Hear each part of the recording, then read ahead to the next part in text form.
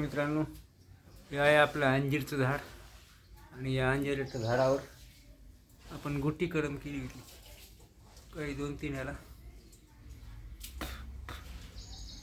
तर याला मुळ्या कशा फुटल्या ते पाहू आपण. बघा, या गुट्टी कलमला अशा मुळ्या फुटतात.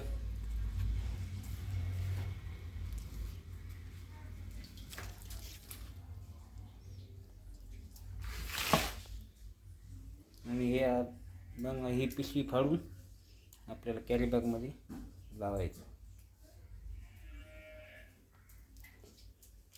गुट्टी कलम करताना आपण जिथून काप घेतलेला असतो, हा काप आहे, या इथं काप आहे, तो काप त्या मातीमध्ये गेला पाहिजे जेणेकरून त्याला मुळ्या फुटतात.